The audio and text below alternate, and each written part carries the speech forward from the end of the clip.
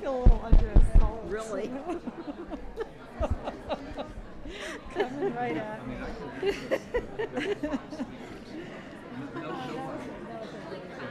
But none of them can be on the agenda items, so they are in addition.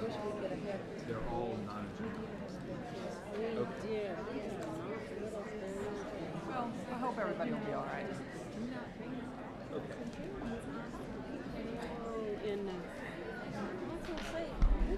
All right. Are we ready? Everybody ready? Good evening, everyone. Thank you for coming to the May 11th meeting of the Jefferson County Board of Education. Prior to this meeting, the board conducted work sessions on the tentative budget and the magnet review timeline and had dinner with the superintendent's Student Advisory Council. Dr. Hargens will talk about the work sessions a little bit in her report, and unfortunately we can't probably fit in all of the good conversation we had with the Student Advisory Council, but I think we all enjoyed the dinner very much. So with that, please join me for our traditional moment of silence at the beginning of the meeting.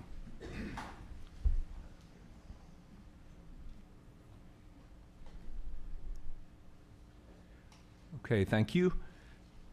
Our special student guests will now lead us in the Pledge of Allegiance.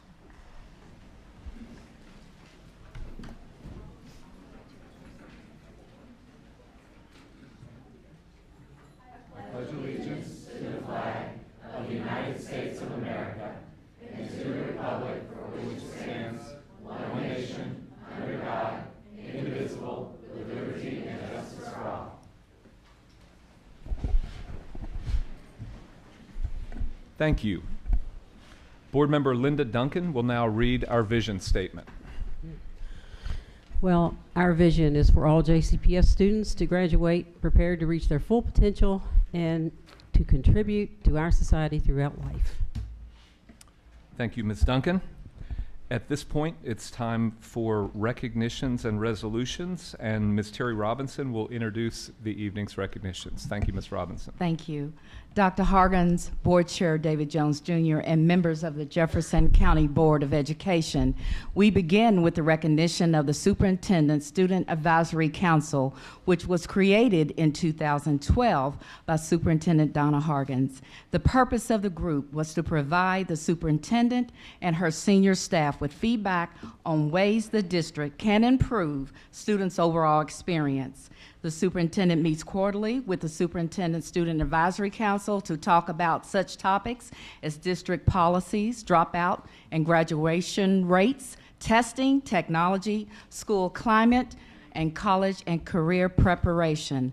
Dr. Hargens and members of the Jefferson County Board of Education, please come forward to congratulate students Jenna Mattingly, the Academy of Shawnee, Michaela French, Atherton High School, Hannah Senta, Ballard High School, Maddie Graham, Brown School, Asia Hanley, Butler Traditional High School, Shalante Branham, Central High School Magnet Career Academy, Hung Vo, Doss High School, Austin Goss, Eastern High School, Robert Delricio, Fairdale High School, Anissa Coulter, Fern Creek High School, Larry Jackson, Iroquois High School, Noah Tungut, Jeffersontown High School, Laura Will, Louisville Male High School, Alexis Ming, DuPont Manual High School, Tori Williamson, More Traditional School, Deja Price, Pleasure Ridge Park High School, Hannah Sutherland, Seneca High School,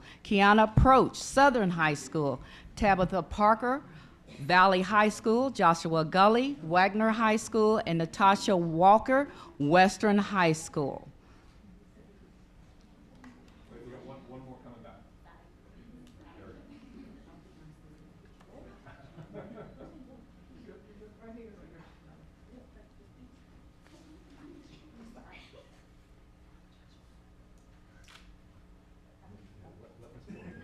Here we go. Right up here. Thank you. All right. Thank you. If we have any families, friends, principals, and school staff, would you please stand to be recognized from your seats, please?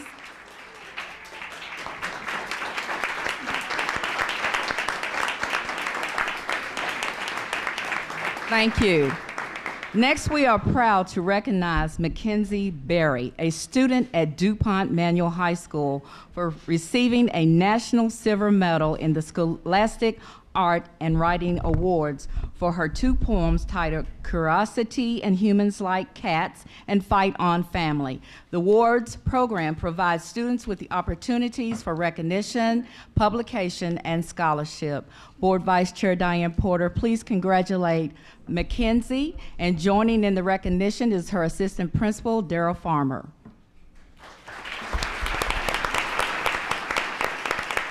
And I'd like to ask Mackenzie parents to stand to be recognized as well. Thank you. It is our privilege to recognize Emily Hugh, a student at DuPont Manual High School, as a top winner in the MIT's Inspire Research Competition, the first national high school research competition in the humanities, arts, and social sciences. She also won first place honors in the science, technology, and society category. The title of Emily's research project was Formulating and Implementing a Right to be Forgotten in the United States, American Approaches to a Law of International Origin. Board Vice Chair Diane Porter, please extend congratulations to Emily. And joining in the recognition is Daryl Farmer. And if Emily's parents are here tonight, will you please stand to be recognized?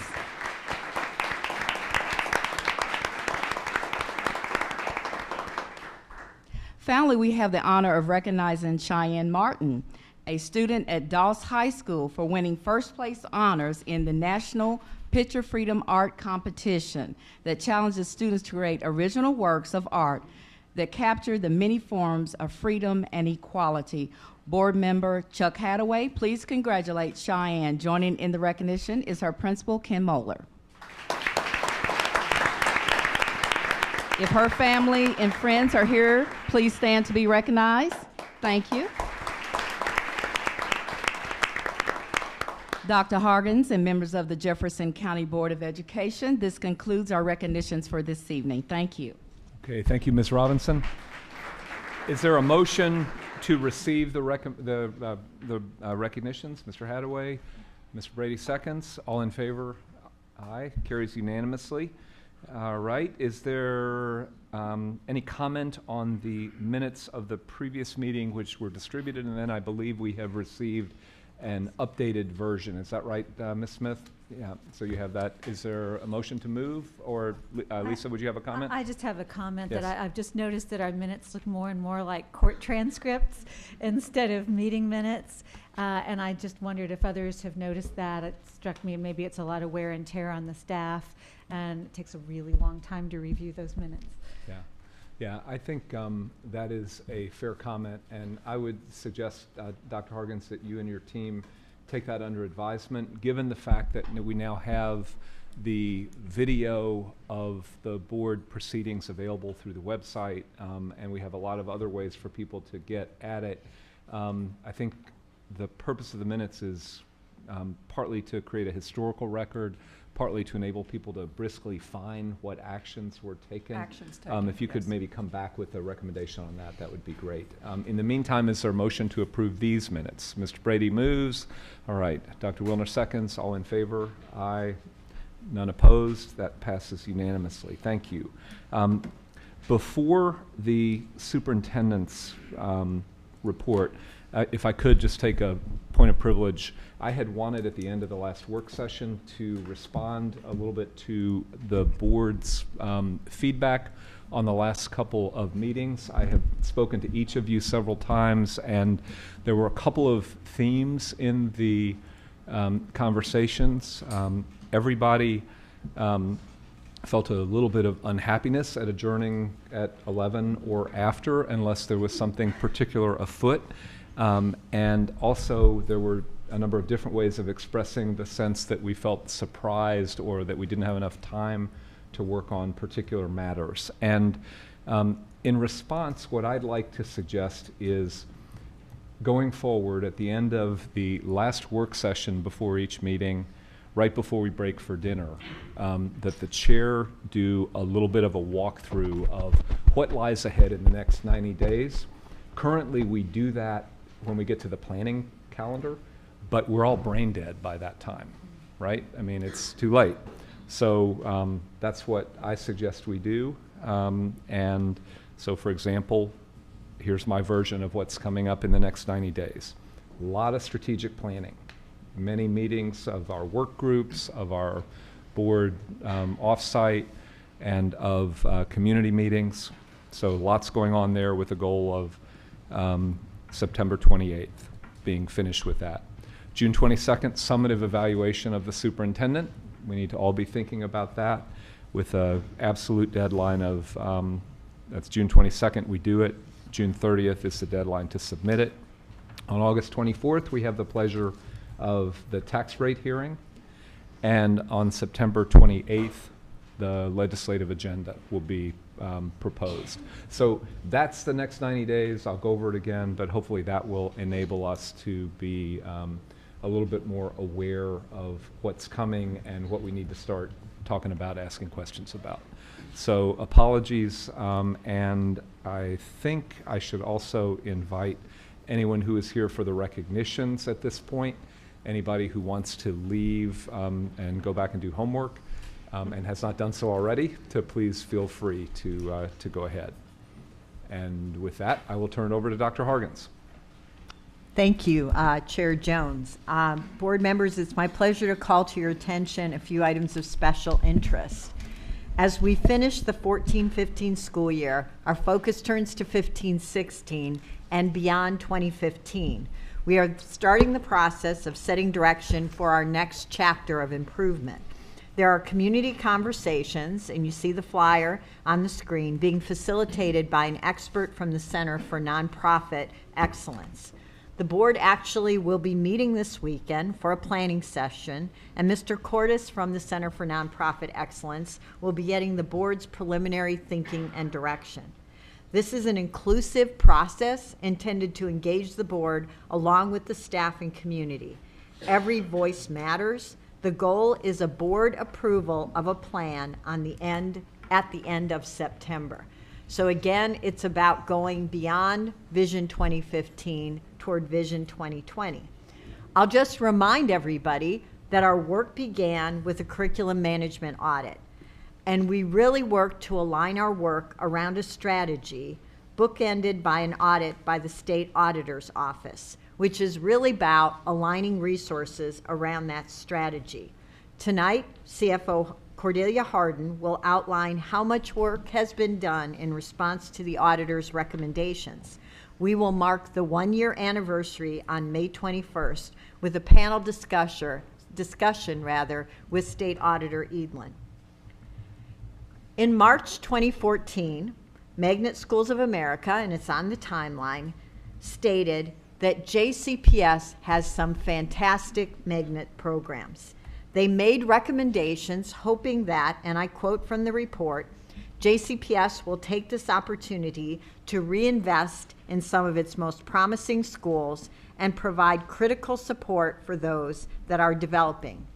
The Magnet reviewers called it pruning the roses and polishing the jewels. At a work session this afternoon, board members and staff had a conversation. There was no formal recommendation. There is no request for action. Nothing is on the agenda tonight, but it was very productive. The feedback from the board is to back up, to go forward, to reconstitute the committee to include, as the Magnet reviewers recommended, external stakeholders, to make a priority the establishment of a clear definition and purpose of magnet schools, to revise the timeline to include more time before any recommendation would come forward for action, and to seek approval from the board about priorities from the magnet review. As you can see from what's on the screen, the alternative schools redesign implementation continues. So we're to the point where the principal position was posted today, but we're moving along on schedule so that August 12th we will have a redesigned alternative school on Bashford Lane. So we are on target to meet our goal of being ready.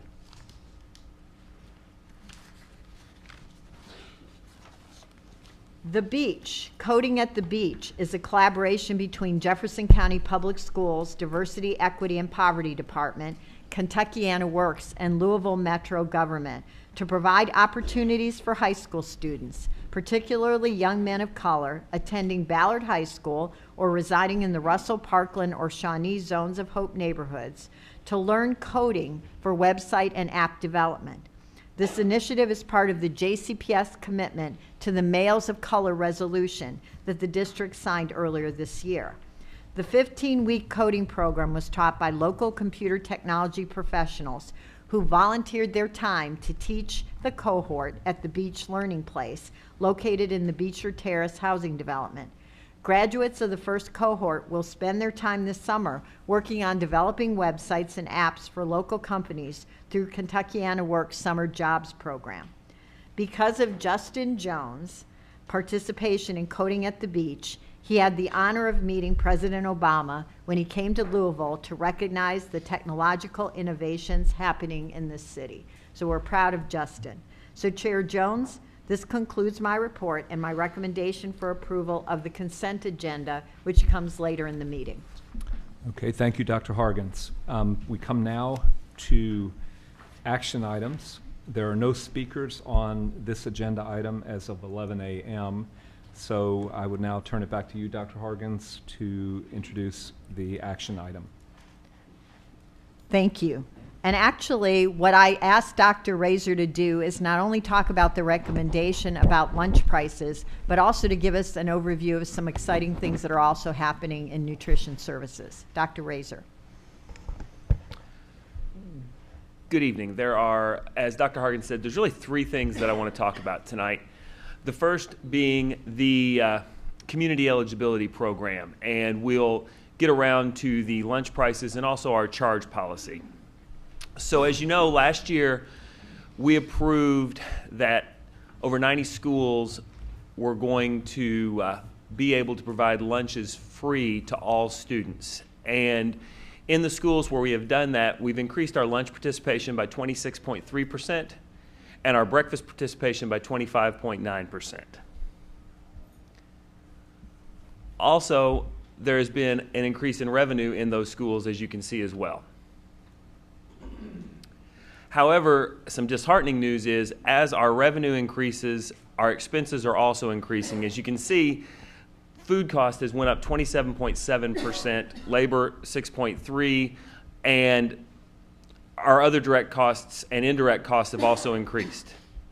So as the chart shows you, although we're running probably the most efficient we ever have in nutrition services, the price of doing business is going up pretty much in step with that. So what I'm able to present to you tonight is that 32 more additional schools can be included in the community eligibility provision. And that would leave us with 18 schools, only 18 schools that do not qualify. So what I'm saying is all but 18 of our schools and 18 of our sites can provide free meals, breakfast and lunch, and the expansion of the CACFP suppers program for 128 locations. And as you can see, the participation at the 18 schools that we are not able to provide this at, about 25% participation in the school lunch program. Some of the advantages to further expand, I won't read slides to you, so I'll hit the high points. We'll now be at 136 schools. We're going to increase our revenue. Although we're going to ask for a charge policy to be approved tonight, There'll only be 18 schools in which we'll have to worry about a charge policy. And as many of my counterparts could tell you who are school principals, that is something that eats up their time that we'll no longer have to worry about. Also, a major upside to the community eligibility provision is with every child receiving free meals, the lunch line moves a lot faster, and a fast lunch line means kids get more time to eat. And then finally, once a school is eligible for community eligibility, they're eligible for 5 years, regardless of the change in socioeconomic status of the students who attend the school there. So once it's approved, they get a 5-year window before they have to recertify.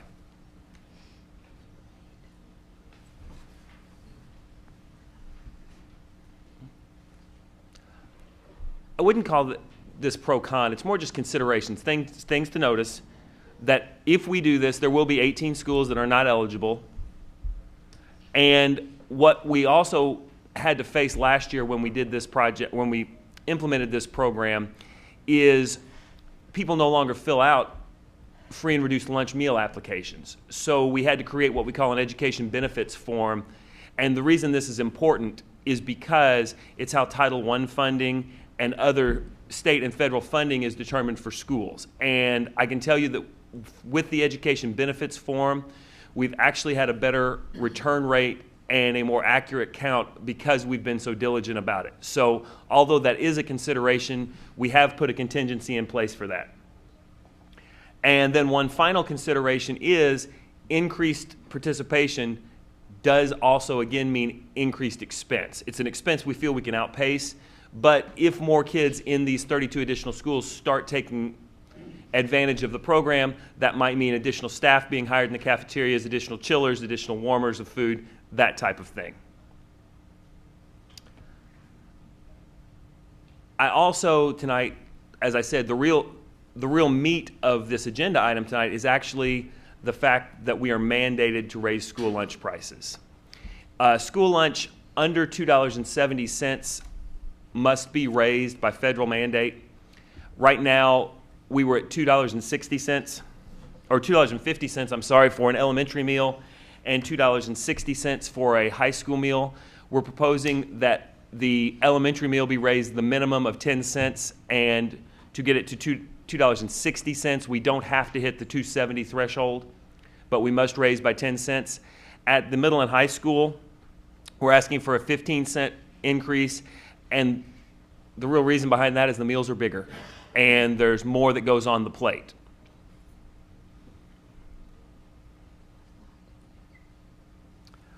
Also, before I cede my time and take questions, I also wanted to quickly highlight some of the great things that we're doing in the nutrition program. As you can see, almost 200,000 meals were served last summer through our summer food program. And we did that through the bus stop cafes, which we have 2 of now, as well as area community centers. We are, again, kicking off a summer feeding kickoff, and we're really becoming a national model for that. We have the state and federal government coming to be part of that. We have 105 locations that are now providing the at-risk suppers. Again, the meals that we're able to provide during after-school activities. We served over 300,000 of those last year. We're also able to give meals and snacks to our children at the TAP schools, not just the students, the infants and babies, and also are able to provide snacks for Head Start and preschool. We've also very much tried to embrace the farm to school idea, similar to farm to table. We have 21 items that we get from local farmers. We serve fresh vegetables and fruits straight to the table, and then we also get mass amounts of fresh vegetables and fruits that we take to the Nutrition Service Center and then send back out to our schools. We also opened JCPS's first Commonwealth Garden at Hartstern Elementary this past fall. Oops.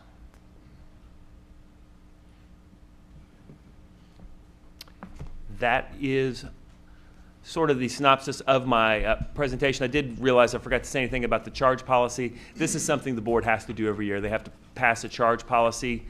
And basically, when a kid gets over $10, we notify the kid. When it gets up to 40, we notify the principal. If a kid gets up to $50 in charges, then we start billing the school for any additional charges that the kids have. Something that I want to adamantly reiterate so everyone hears: no child ever goes hungry. If a kid does not have funds, they eat.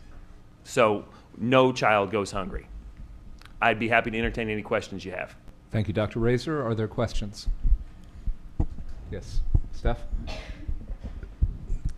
You know, when we went and took the tour, we learned that the food program was pretty self-contained. Like, the money that came in, they used to buy the food. And is that going to continue? When you say the costs are going up, will the costs be covering, you know, the new increased costs cover this? Yes. So those direct and indirect costs are all still self-contained within the program? Yes, it will. And one of the things is we are able to get a higher reimbursement rate from the federal government than what we actually charge for a paid meal. So by going community eligibility in these schools, our revenue should increase more.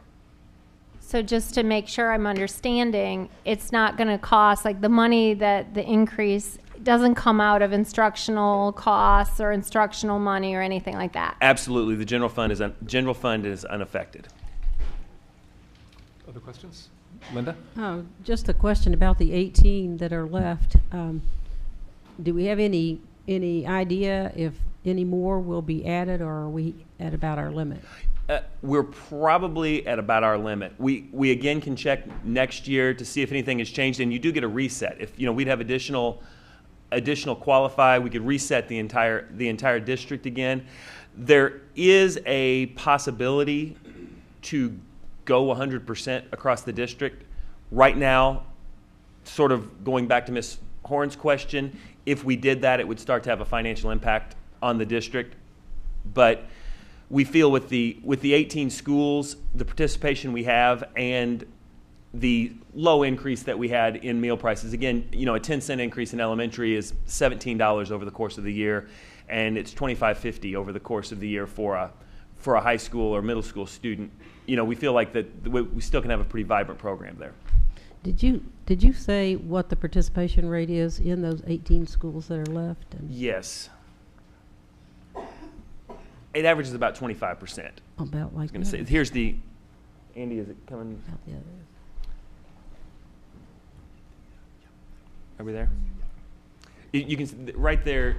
This is 35% where I'm moving the cursor, and you can see it ranges anywhere from about 12% to 35% in those 18 schools. Okay. Very Okay. good. Thank you. Ms. Horn had one follow-on, and then I have a comment if nobody else Remember does. when we talked about this, or I was sitting in the audience possibly, and we were going to do some follow-up after this year to see if people were making any decisions based on free food, Yeah. in choice of school. Are we going to get that, or how will that come to us? We'll be able to look into that once we see where migration happened. This year, it was too late to see that when we implemented the program, but now we should be able to start collecting that data. Okay, Chris? Just to reiterate, what is this going to be, this implementation or expanding this program, what's going to be the cost of the district? To the general fund, $0. Could you say that again, but louder? The general fund will be affected $0. Just want to be very clear on that to the public, because we have had emails in the past saying, how dare you expand this program and send our district's money or the taxpayers' money to feed these kids for free, when it's absolutely zero effect on our budget. So this is free money we're talking about, folks. Thank you. Okay, thank you. I just want to make sure I understand this correctly. We are going to change the rules so that in all but 18 of our schools, 100% of students eat for free. Is that correct? Yes, sir. Okay. Cost will be $0 to the district. And the framework for this, which I have to say I have learned, I didn't understand this before getting on the board, is that we are basically a subcontractor to the federal government. At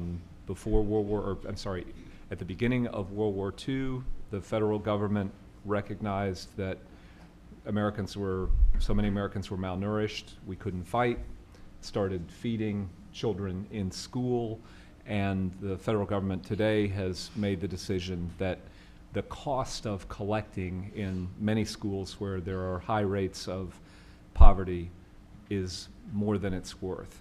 So we're going along with the federal government's decision. The 18 schools are ones where the prosperity index is too high to qualify.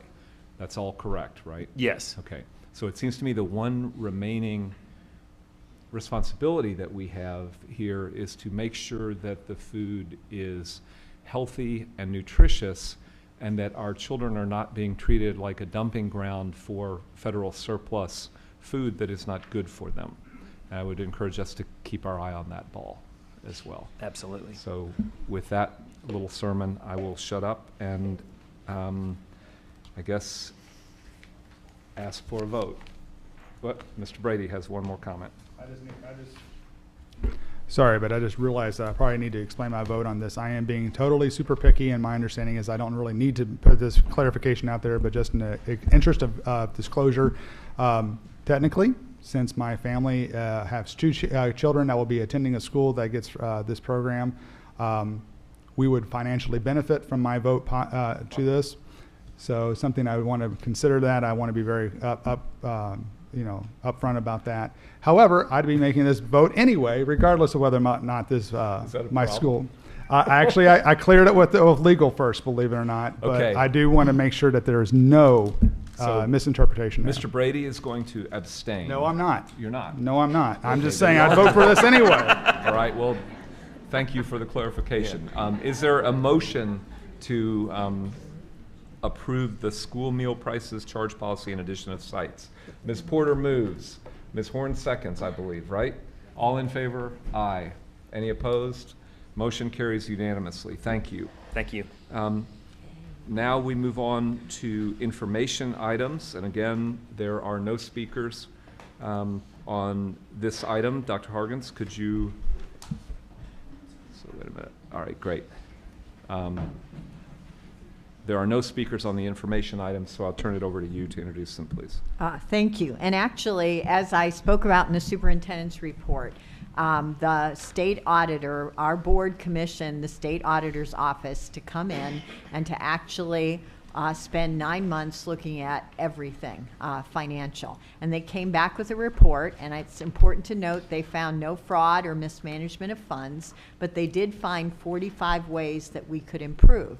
So since we received that report on May 21st of last year, 2014, we have been working diligently to improve by implementing those recommendations. So with us this evening is CFO Harden, who's going to give you an update, and joining her is from Dean Dorton, Jim Tenza, who is our lead internal auditor.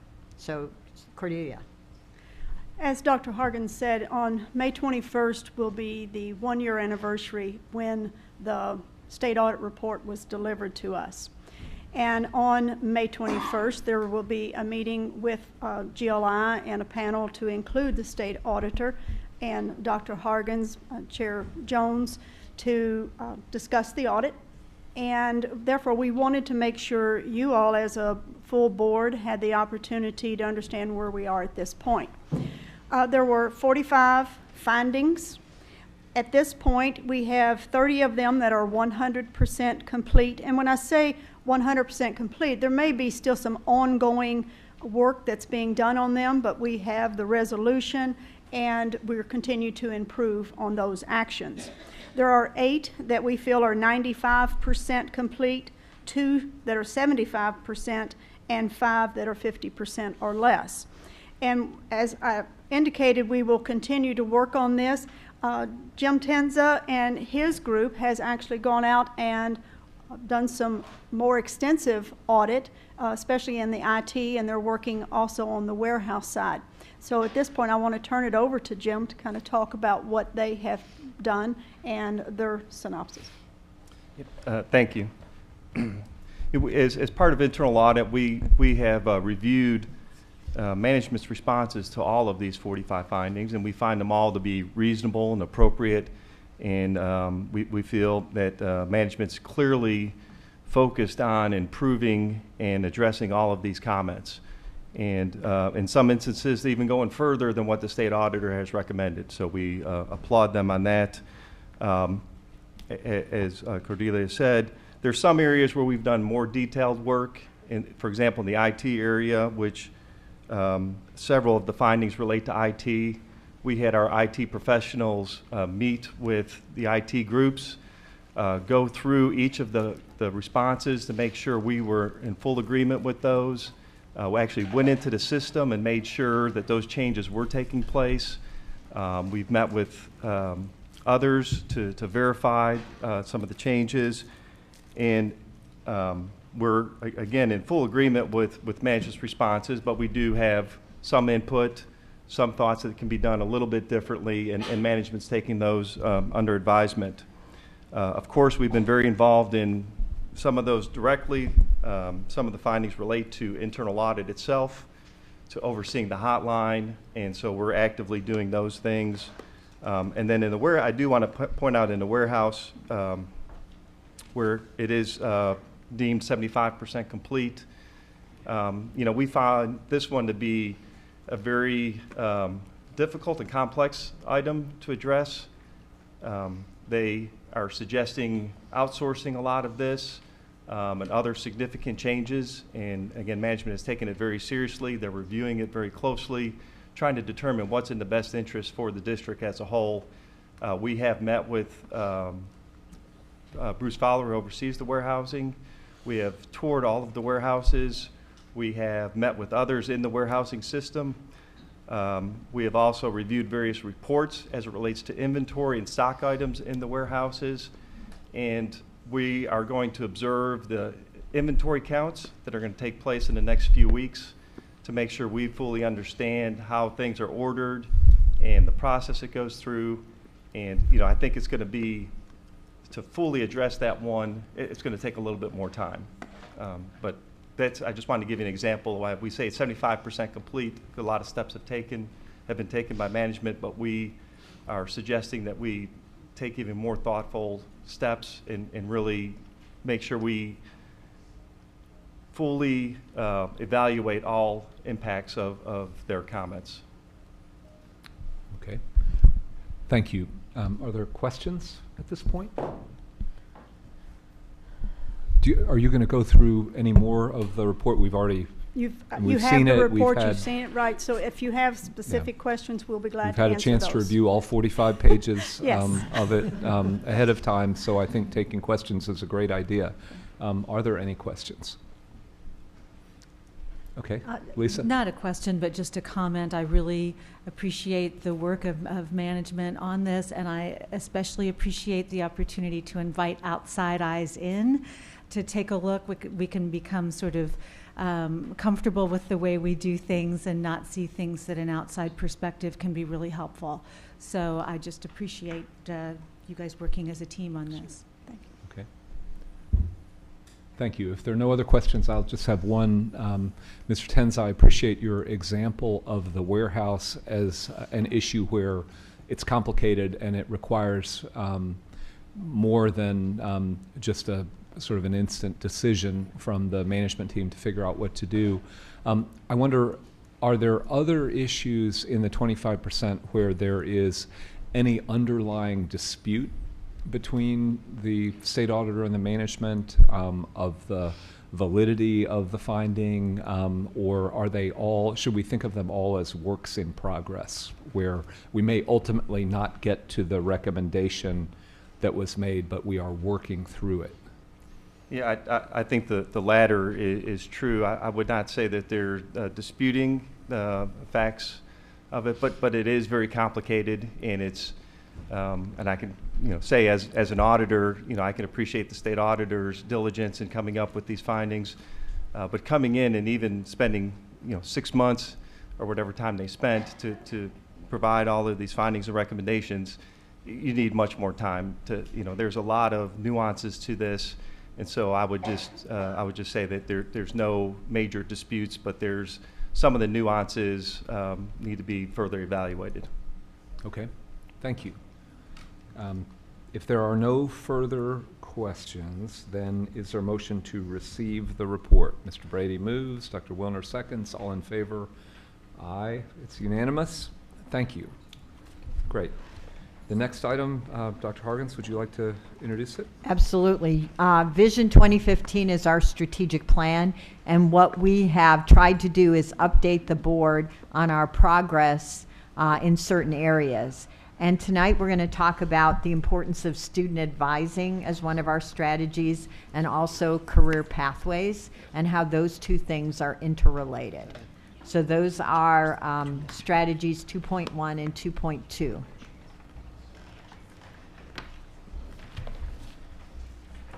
And Dr. Royster is going to lead this discussion.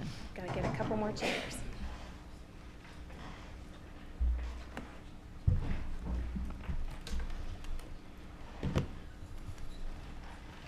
We all ready? Good evening. Good evening. Dr. Hargens, Board Chair Jones, board members, and all the community members that are here tonight. Thank you very much for the opportunity to update you on 2.1 and 2.2 in the strategic plan. Today I am joined by Michelle Searcy, who's the lead counselor for JCPS, Judith Wilson, who's the counselor at Western Middle, and Dr. Marty Polio, who is the principal at J-Town High School.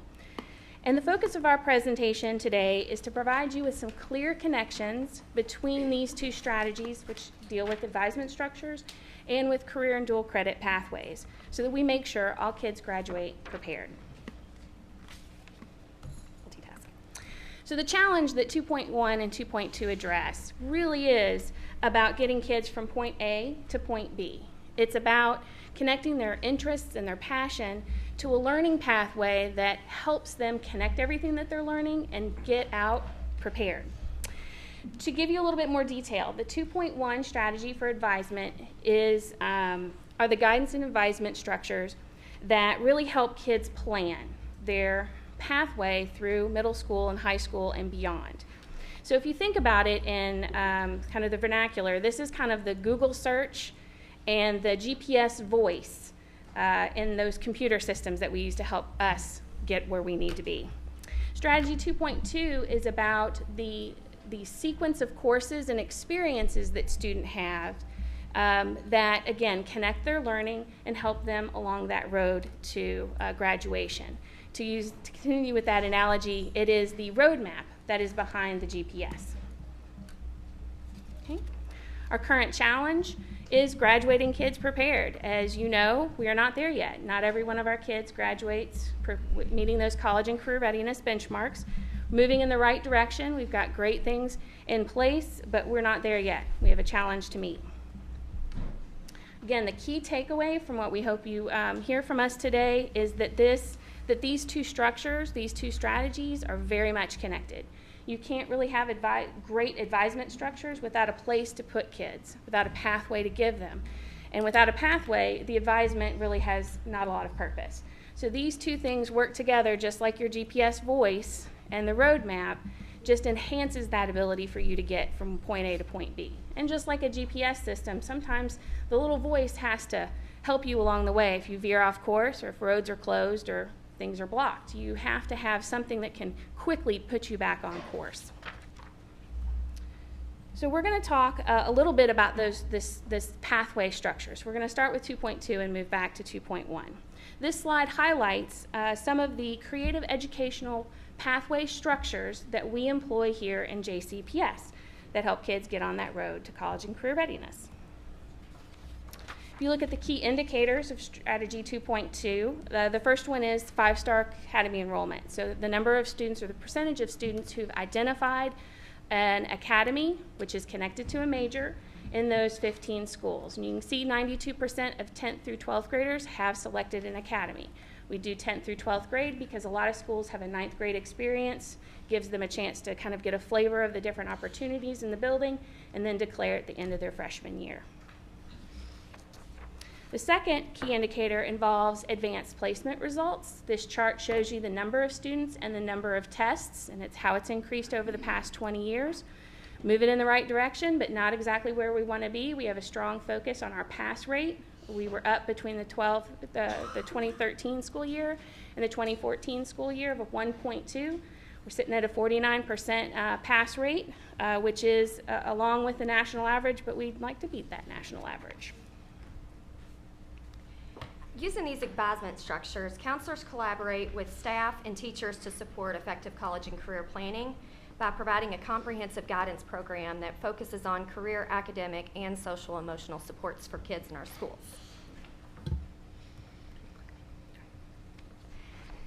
This chart here, it shows the percent of high school students who agree or strongly agree with the following statements from the Comprehensive School Survey. Before I point out those questions, I do want to highlight the scale that's used on this slide. It is 60 to 85, so the numbers look a little bit different than they would if it was on a 100-point scale. Item 20 states, a broad range of guidance and support services are available to me at my school. Item E3, my teachers talk about college issues like requirements and majors. We have seen a 2% difference there. And item E4, my counselor has talked with me about my future after high school with college as the goal. We do see a 3% difference there. You will notice that 3% difference, really that's when we brought in the advisement structures, where it's no longer just the counselor talking to students about college and career goals. It's really more of a collaborative approach with many people in the school building. So teachers, our college access resource teachers, everyone in the building are advising kids and helping them with their plans after high school. I'm sorry, I don't understand how going down in the second two items is good. It's not good. It's Okay. just, well, it's not that it's bad either. It's that third item is asking kids, are counselors talking to you specifically about your college and career goals? And now it's no longer just counselors working in silos. Now we're broadening it out and we're bringing in teachers are talking to kids about their career and college goals, as well as other people in the building. So it's no longer just counselors working in isolation. So we feel like it's richer information? Yes, and it's more opportunities for kids to collaborate with other people in the building. Whereas their counselor may not be able to get to them as quickly, they may be able to pull a teacher and be able to have some conversations with the teacher, or their college access resource teacher through some of those structures that Pam was talking about earlier. Okay, thank you. You're welcome.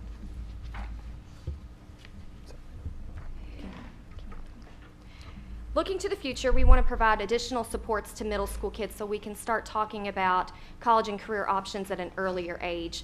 With us today, we have school counselor Judith Wilson from Western that's going to talk a little bit, give an overview about the College Careers Project with the SREB. Thank you.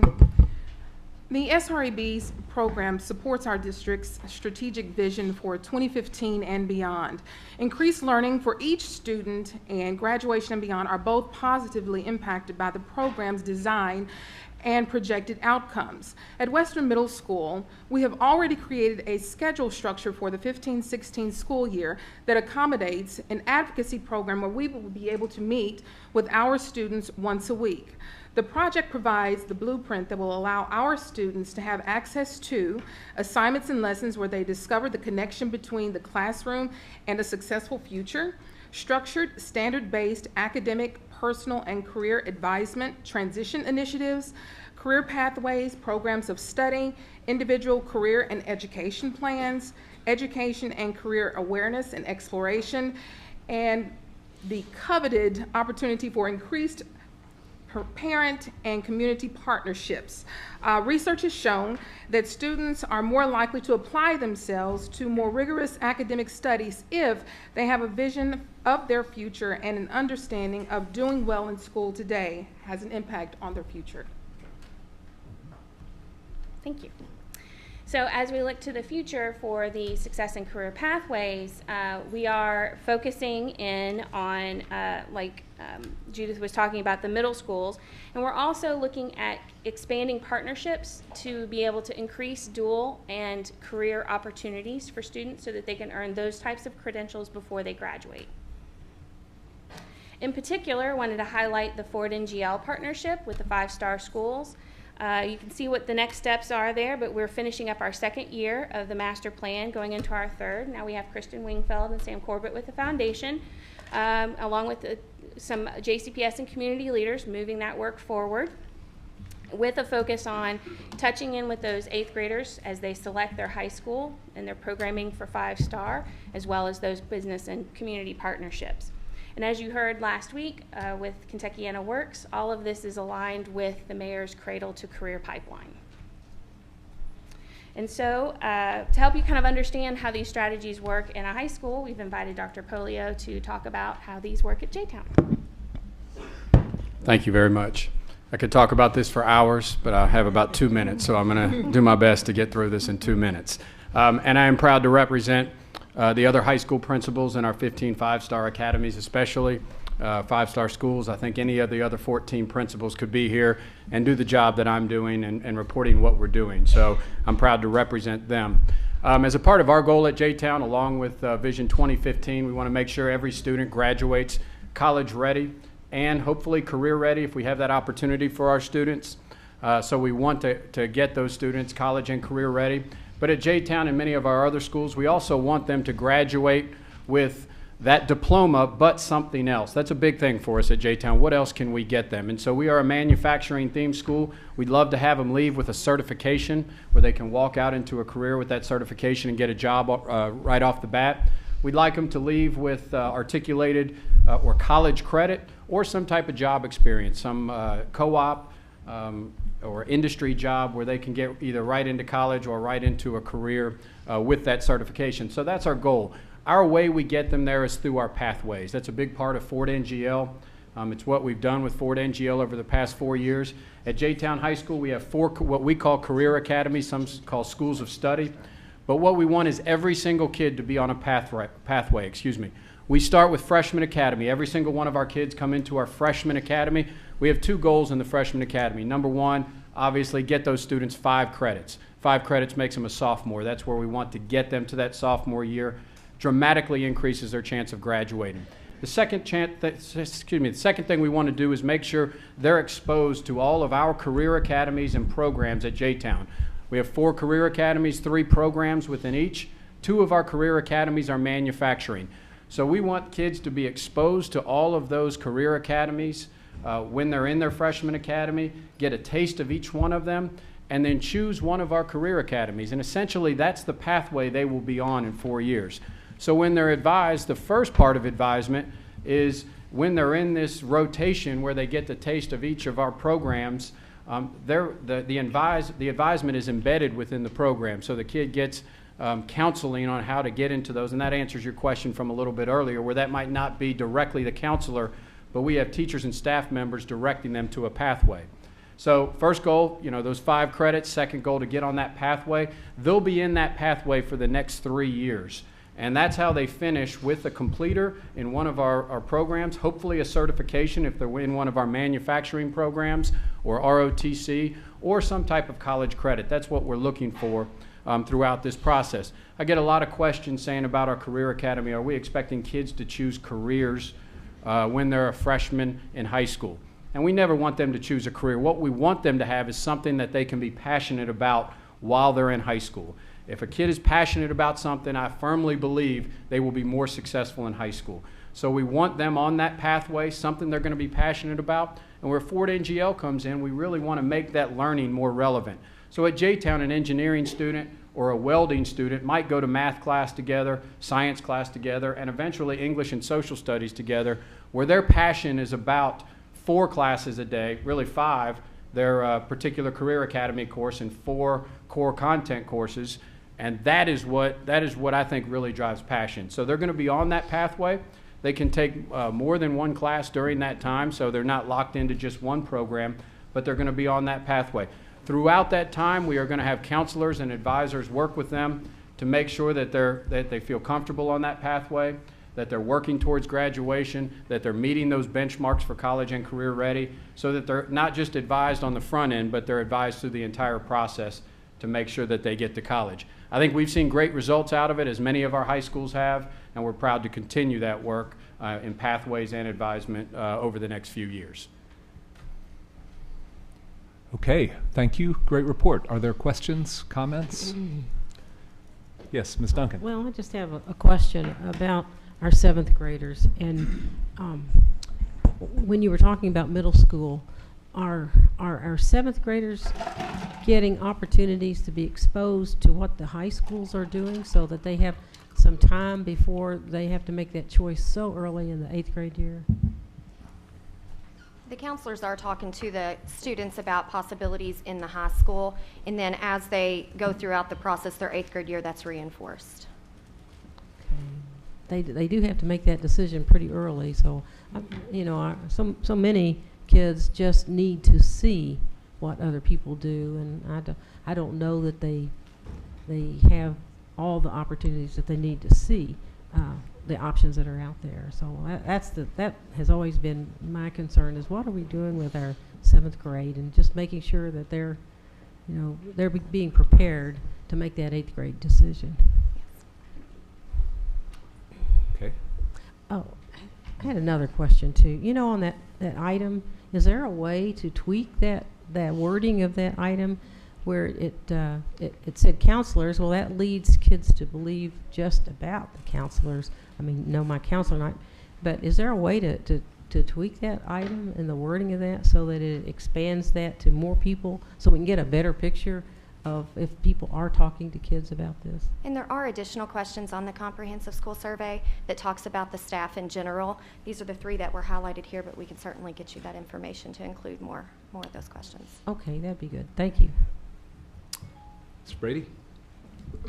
Thank you, Chair. First of all, thank you for taking the time to come in here and talk to us about this. And I also want to, in person, say congratulations to Dr. Polio. J-Town and Dr. Polio are featured in a recent Forbes magazine article about the Ford NGL program. It's a fantastic article, and we're very, very happy to see that.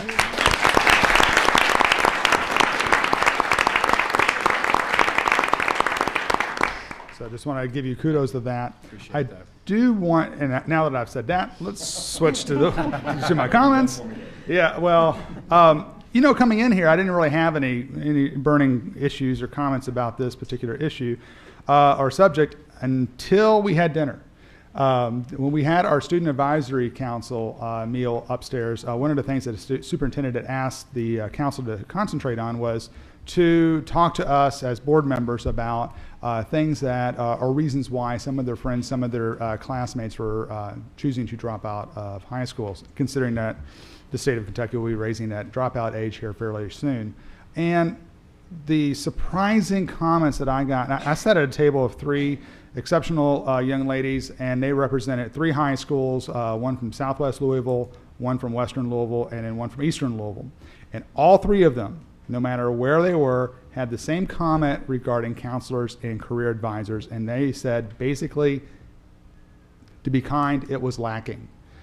They had great concerns about the types of counseling, if actually in some cases the complete lack of counseling that they were receiving. They were also stating that that was a major reason as to what they felt was contributing to the dropouts of these kids at their particular high schools. Now, none of your schools that are represented that you all have here, I'm not referring to your schools. But the concern was, and I've written a few of these things down, was that they said that some counselors weren't around, that there were some counselors that were part-time, and or they always seemed to be in meetings or on field trips. Did a very poor job of communicating. One had talked about the fact that she had lost out on a scholarship to Center College because she was unaware of a timeline or a deadline that had passed, and so she had to make other arrangements, and she really, really had her heart set on Center. She said that there's also sometimes that at a couple of the schools, they did have for lack of a better term, a mentoring time where they had small groups of seniors and that were brought together to discuss basically life and to draw upon what works and what doesn't work, what's expected of you in the real world, kind of an advising time. But at one high school, they implemented that, and for 2 months they did it, and then testing came around, and whoop, that was it. No more advising time, and it never came back. Another school, they said it did have advising time in the morning, but it wasn't used effectively, and essentially students just sat there talking for the first 20 minutes of their day. This seems like a very missed opportunity. This also conveyed concerns about being that the district or the particular schools or counselors were too focused on college. not necessarily looking at careers or advising them of different career pathways. I know that's what strategies are supposed to address, but this is the feedback that I'm hearing from our seniors today, this evening.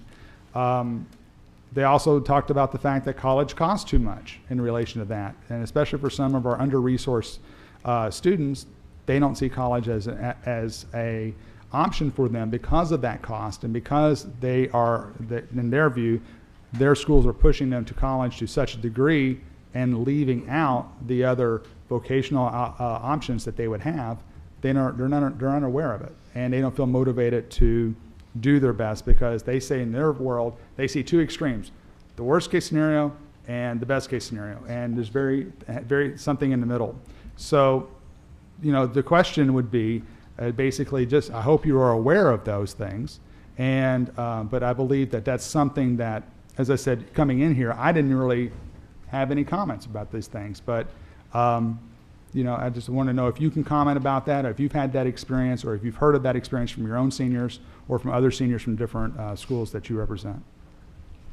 Is there any way you could talk a little bit about the carts and the lesson plans that are prepared? Sure. We, in the schools that have, the 19 schools that have carts, college access resource teachers, part of their responsibility is to design curriculum maps and lessons that go with those curriculum maps that are developmentally appropriate for those types of conversations.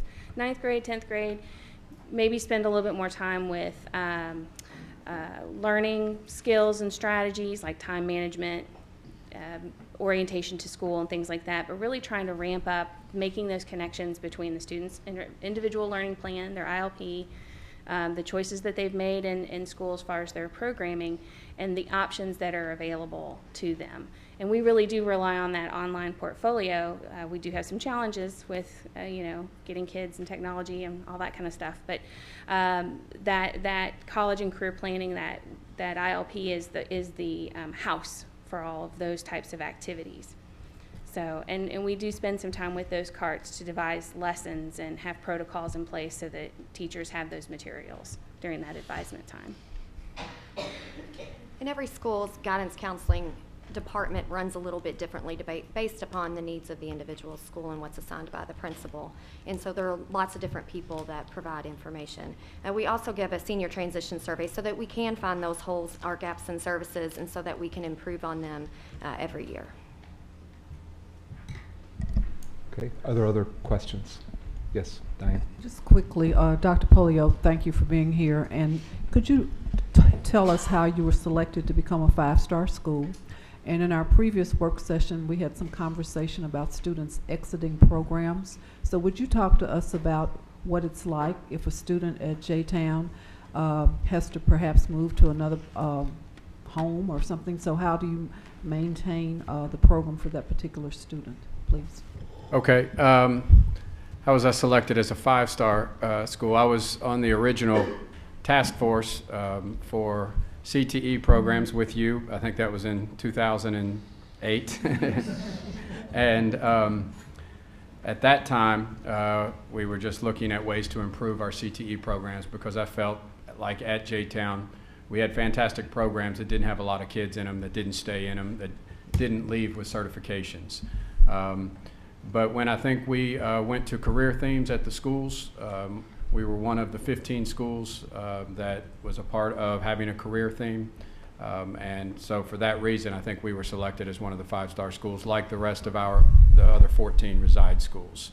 The positive for us is we were already on that pathway of career academies prior to beginning, so we kind of got a jump start on it. I had a strong belief in career academies and getting kids attached to something in schools right off the bat. So by the time we really started the Ford NGO process, we had already had a couple years in development into that process. So it really aided us and kind of jump-started us on the process and got us a little ahead of the game.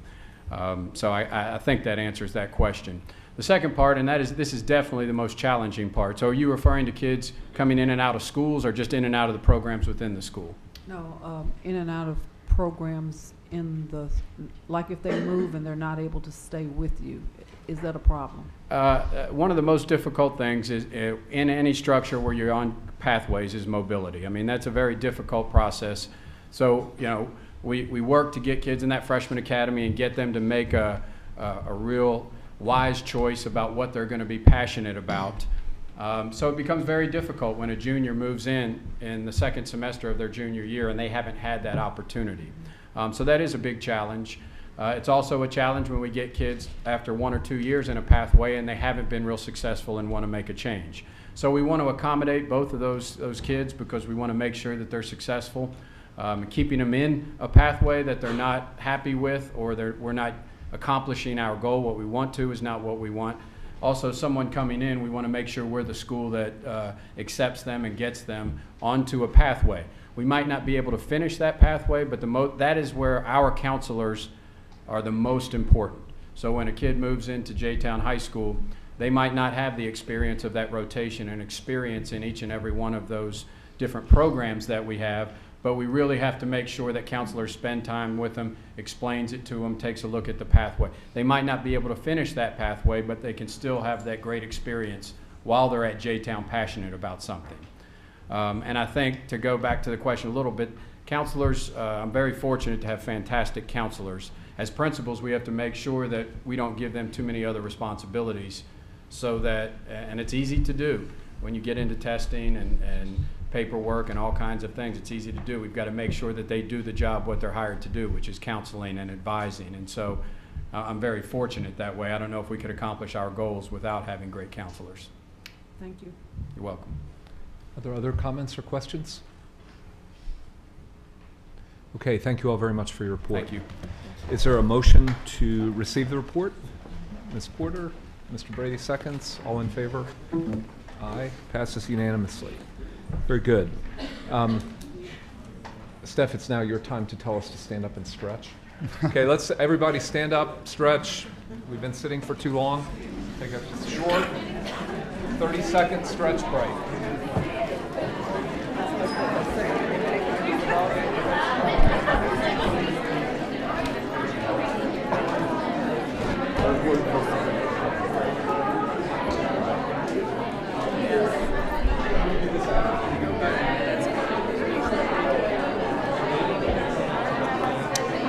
All right, I was serious about 30 seconds.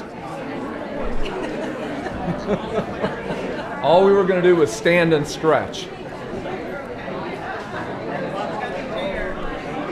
We're just getting to the fun part of the meeting.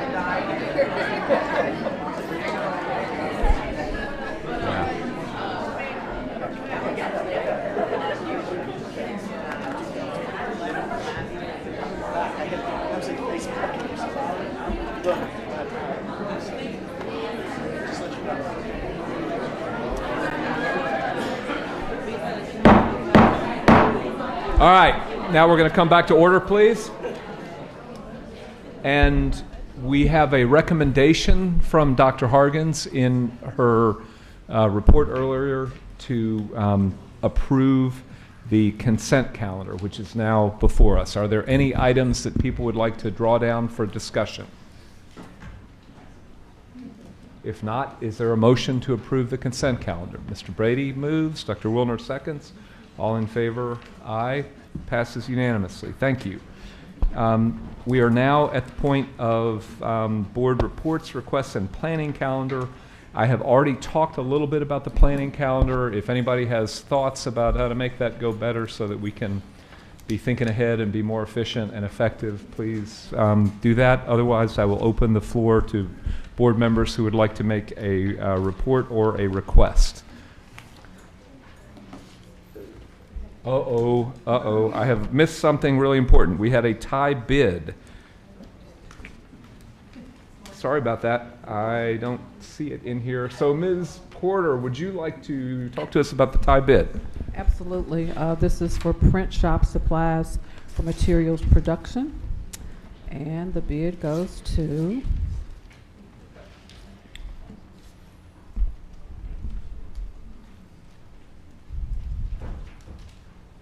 Metro Coat. Very good. Thank you very much. I apologize for skipping over that item. Good. Okay. You probably need to vote on that. Sorry? You probably need to vote on that since they've announced those bids. We need to vote on it as a... to accept it. I think so. Okay, yeah, so is there a since it motion wasn't to open. accept the drawing of the tie bid? Mr. Hadaway moves, Mr. Brady seconds. All in favor, aye. Carries unanimously. Thank you, Ms. Miller. Thank you. Great. Okay, now we're back to board reports and requests and comments. Are we, Ms. Duncan, yes. what about the calendar? I just had You a- can comment on the calendar, of Okay. course. Yeah, I sorry. just had a question. I know Yeah. it says on May 26th that we're supposed to listen to a review of the Code of Conduct. Has that been revised, or is there a revision that we're going to listen to, or is that just a regular presentation where we confirm that, or has that Code of Conduct Committee been meeting? Which date, I'm sorry? On May 26th, when we meet. Actually, Dr. Hargens, yeah, you'll have to Actually, answer that. there are no changes to the code except for revisions about terms. So, but no changes or no committees meeting to make changes, just making sure that the words match the current reality. Okay. So, Thank but you. no changes. All right, thank you. Okay, good. And let's see. Anybody else? She's not done yet. Oh, sorry. I had just a couple Go ahead. of Carry on. requests. I think, and I think this has gotten just kind of, I haven't asked about it since I asked the first time, but I'm just wondering if there is an instrument that we can use to help us evaluate the effectiveness of mentoring. You know, when adults go into the buildings and act as mentors, is there an instrument that we can use that can help us identify the effectiveness of that?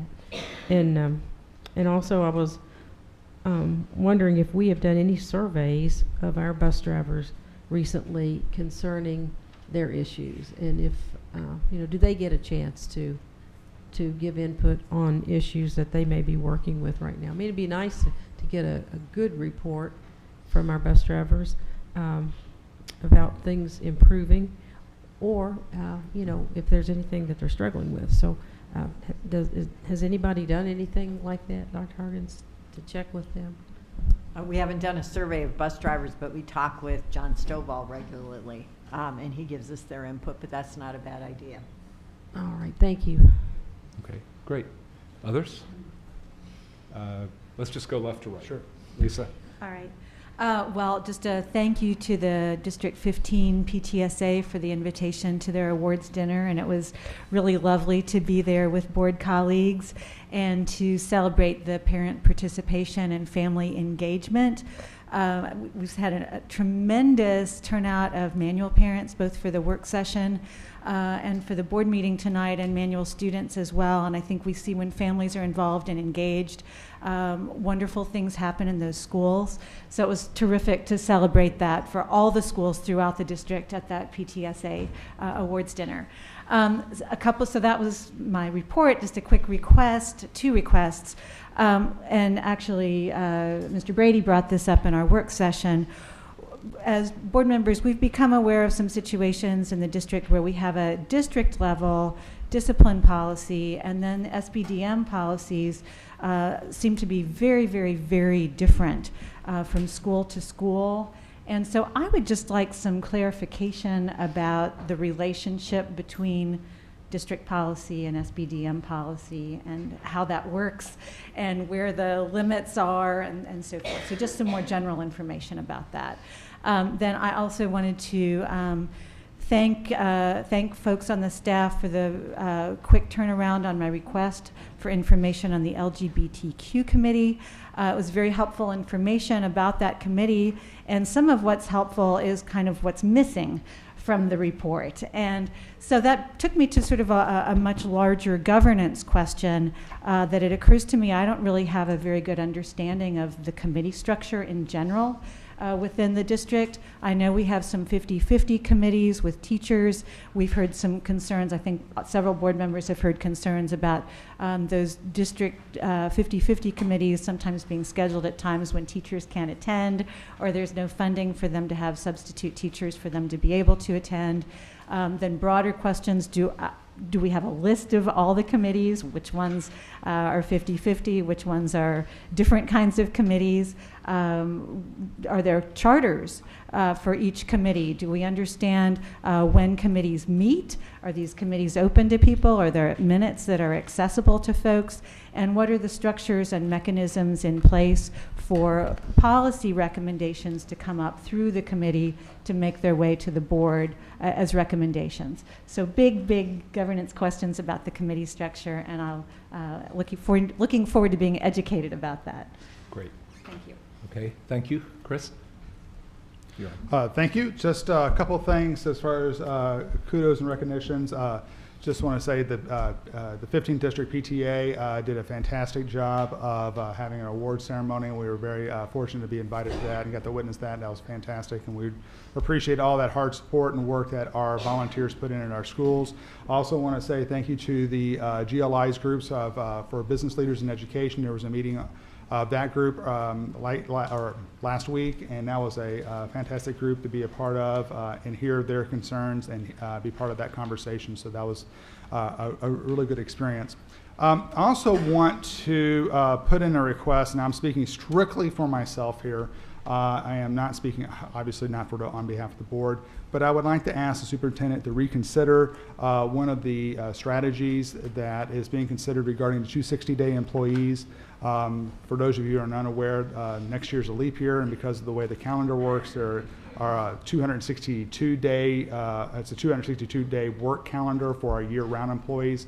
Contract for them states they are a 260-day employee. Years past, that has not been an issue. The district has paid for those extra days or extra day or days, depending on how the calendar works. Hasn't been an issue. This year, as a cost-saving measure, we're looking at to strictly or interpret strictly that particular guideline of a 260-day employee. I understand the rationale for it, and it makes, and I think there's a good argument to be had there. I have some questions on it as to whether or not if it's really worth it, because I do believe that's going to impact morale. I also have concerns about the fact that it just seems that sometimes we don't have enough time to deal with certain things with our students or prepare our schools,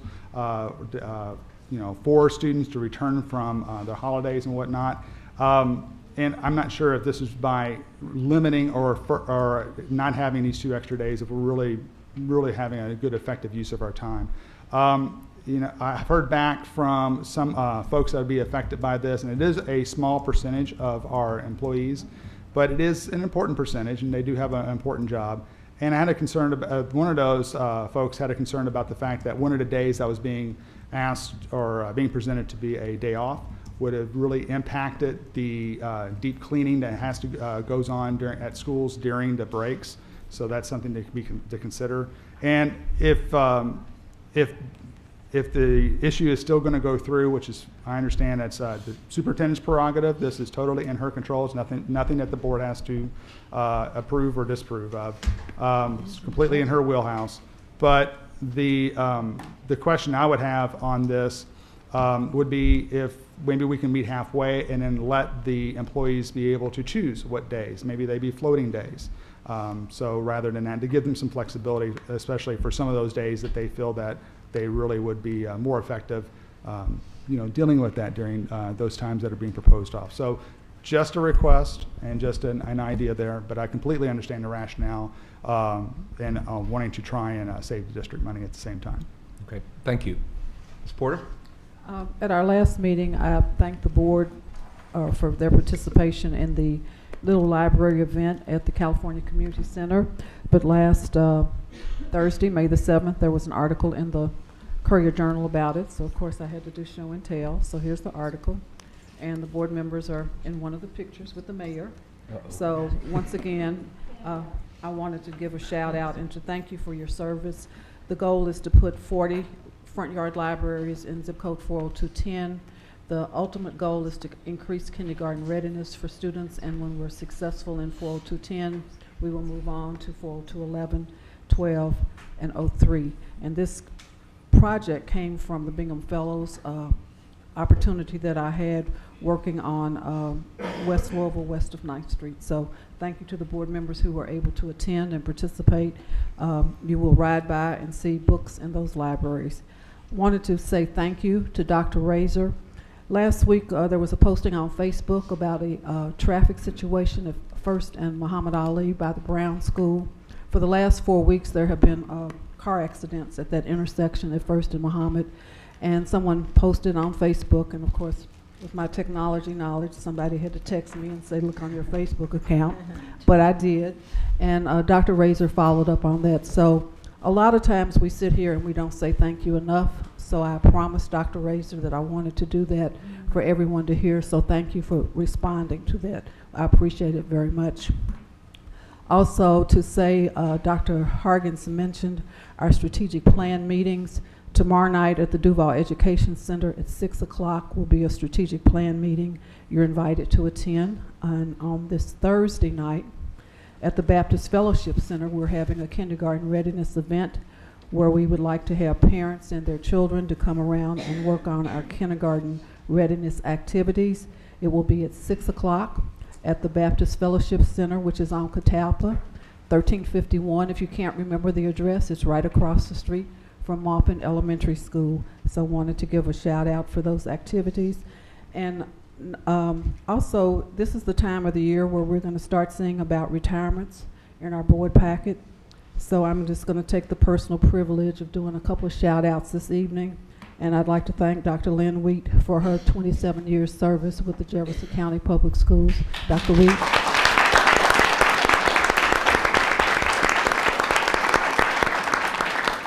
And I'd also like to thank Dr. Dan Withers. I know he was here earlier, but I think he's gone. Dr. Withers has had a total of 43 years in public education.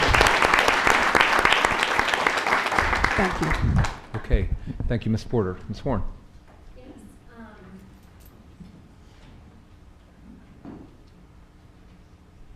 Okay.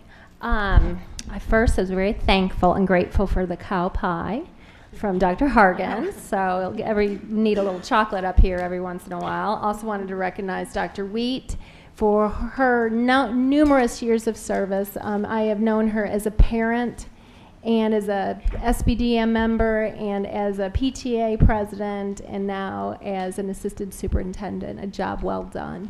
We will miss you. And also for the wonderful mug that I got from my wonderful Crosby friends around here. But I wanted to talk about a few things too. And I really hope that we could be talking about a few things that I'm not hearing. And I wish we were. I would love to be hearing more about trying to reduce the number of tests that our children are taking at all levels. I think it's excessive. And I think if we look at it from a national, a state, and a local perspective, I think we've got some really smart minds here that we could look at all of it and see what we as a local district can eliminate. I love to talk about these youth service centers for a minute. We have several. I've highlighted one that is based out of Low and Chansey at one meeting. We have another one that is based, it's called The Bridge. In the East End, we share schools because we have part-time youth service centers, so they are in two different schools. When they changed the clusters, they didn't change who the schools are aligned with. JCPS has been working diligently to try to realign them with our clusters, so we are working with the state to do that. I'm very encouraged by how JCPS and our administrators have been very active to try to align them so there's not so much cross traffic. But one of the youth service centers in my district is based at Bowen, and it's also based with the old cluster, which is at Coleridge Taylor. And so they're really focused on parent involvement and making it tied to the school. It's rather exciting, and it serves a lot of children from basic needs. You know, if they have food needs, housing, clothing, it really helps to identify those children, especially on the elementary school level. They're just doing wonderful work, organizing things. Sometimes parents are working parents, and it's hard for them to organize huge activities anymore, so they're organizing activities such as both schools having a free night to go to the Fraser History Museum. So they're partnering with community partners. It's just the work of the resource centers is just very, very important in my district, and I just applaud JCPS for supporting them. I hear we may be increasing funding for them, and so I'm very excited about that prospect. I was saddened to learn that my funding, and I have to bring it up because we still are not funded, for Kids Etc. It's a $5,000 tutoring program that I mentioned in one of my first meetings. It has been denied funding. So I'm hopeful that it will find the funding, you know, and we're looking at funding it hopefully through these youth resource centers. The other thing, I did want to just put a couple questions out there. We talked in one of the meetings, or one of the work sessions, about how they're not replacing the buses. And so I kind of wondered, is that because we just aren't replacing the buses because we want to use the money, like we don't have the money to replace the buses? Or is there some policy reason? Are we going to be reducing busing potentially, so that we were trying to move to more K-8s and maybe have our children, you know, we're not busing them as much? I don't know if that is a purposeful policy or we are just not replacing the buses. I just kind of wanted to know, have that fleshed out a little bit.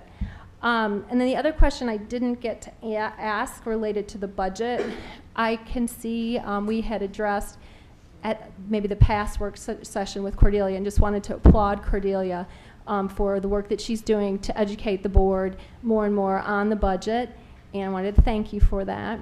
And I know that she had brought up that she is continuing to pursue very diligently, and I believe she is, on getting to define that 53%, 54%, 55% target that is stated in our goal. We have a vision statement, you know, and a vision 2015 that had this benchmark, and we're trying to get the information from the other peer districts, and it's just taking a lot of time, but I still am really looking forward to seeing that direct comparison. And then I will, the other thing that I wish we were talking about would be are we, I guess let's say a question too, are we raising our voices and joining the chorus of questioning the rising, increasing costs that we're spending on retirement that we're having to put toward the state? And is this money being managed correctly, or is there anything, you know, is there some kind of audit that needs to occur? Are we joining in that chorus to try to call for an investigation to see if there is a problem, because our costs keep going up and up and up and up?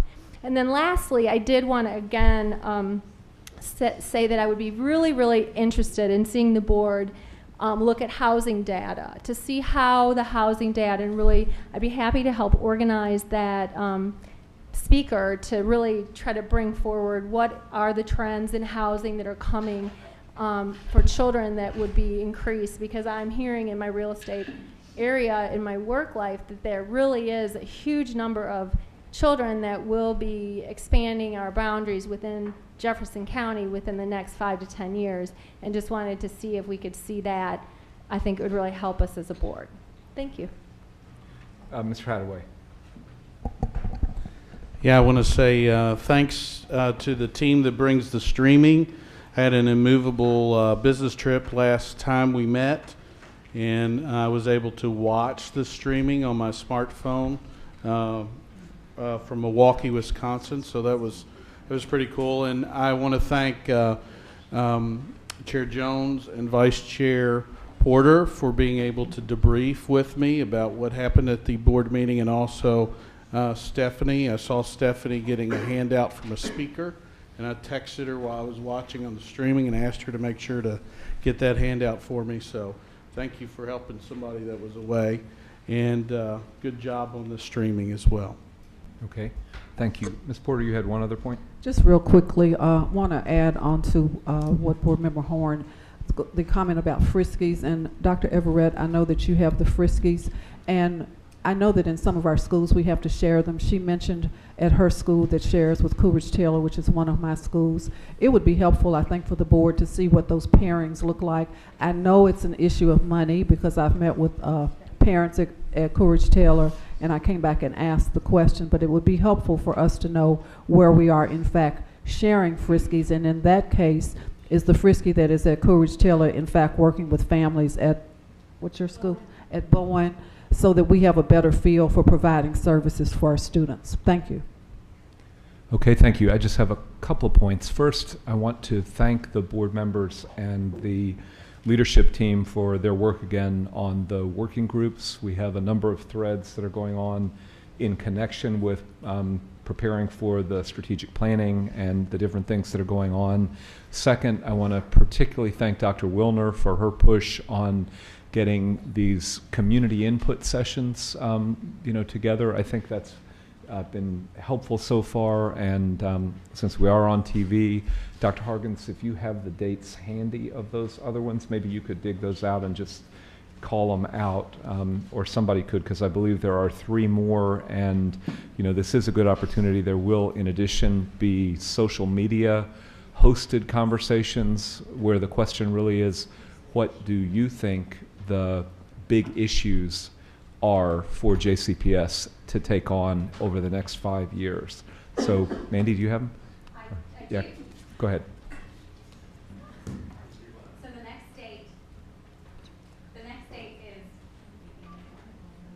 the next date is Tuesday, which is tomorrow, 5/12, from 6 to 8 p.m. at the Duvall Education Center.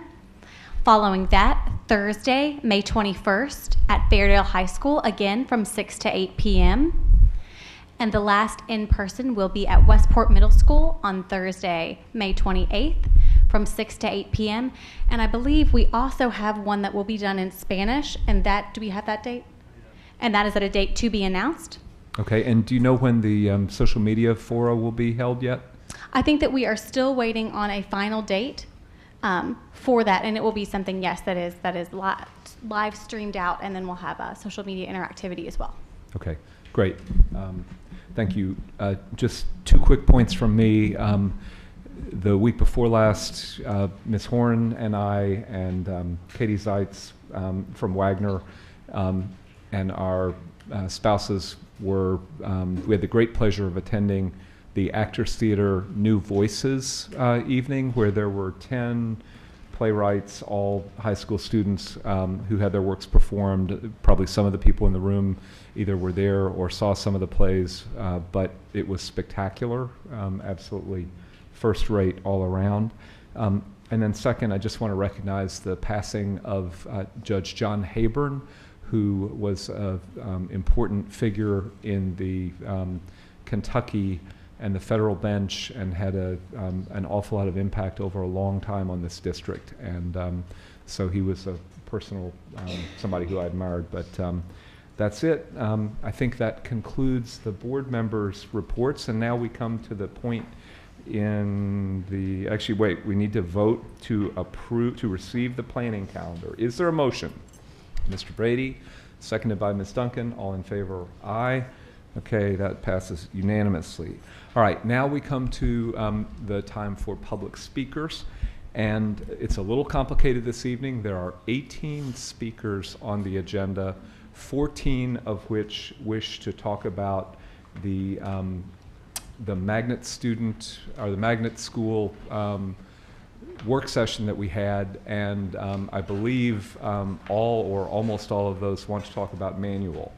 I have suggested to the heads of the manual PTSA that the board would be interested in rationalizing the number of people who speak on the same topic. We do have a policy that gives the board the right to conduct an orderly meeting, and with the cooperation of the manual PTSA folks, we've got 3 speakers who they have chosen to hopefully do a good job of presenting the issue. The backdrop to these talks, I'll remind everyone, is the board held a work session from 5 to 6 p.m. Before that, the manual community was extremely eloquent and engaged via email and social media in explaining its point of view, and the result of the work session was the board essentially told the district leadership to go back to the drawing board on the timeline. There was no action taken. There is no action pending So I think a lot of this conversation has been held, albeit a fair amount of it in cyberspace.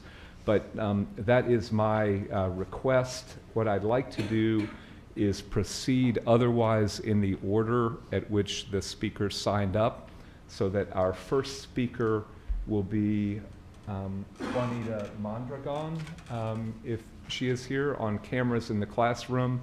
We'll then move to the 3 speakers on the magnet issue, and then from there to the 2 other speakers on other matters. So, Ms. Mondragon, are you present? Looks like she is not. So the first speaker on the magnet schools is Alex Krenzel.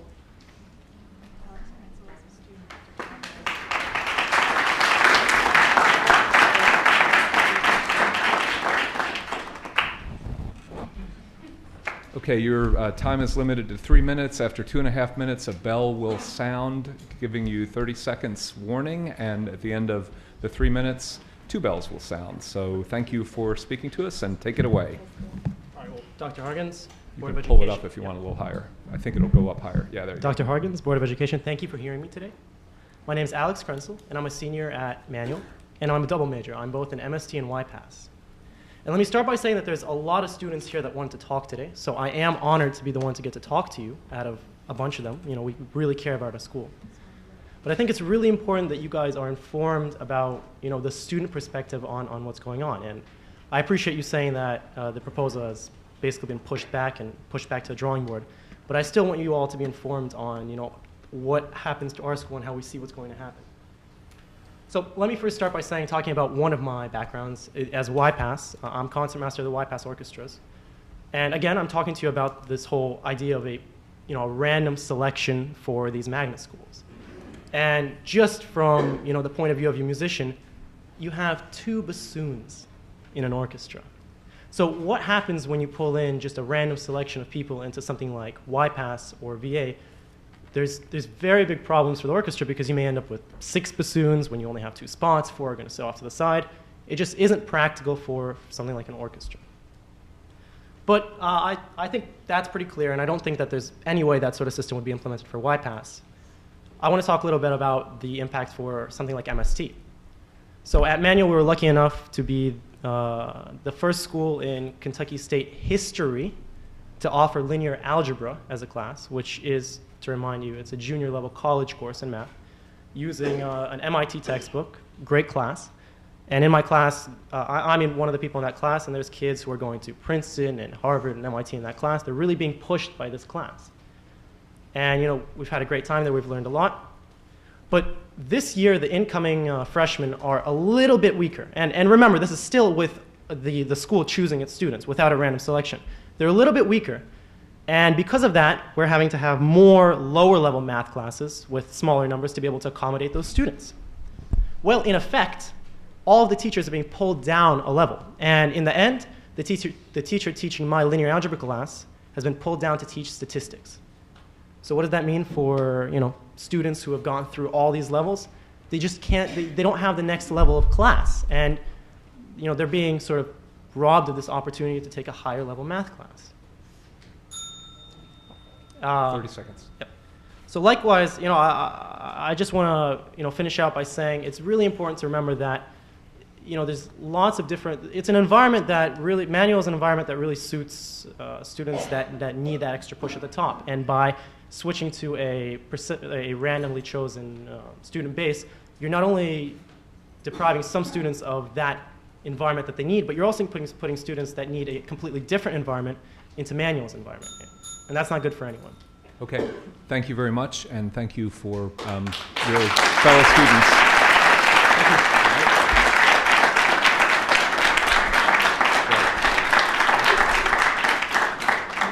The next speaker is Shannon Evans, who is a Manual parent. Ms. Evans.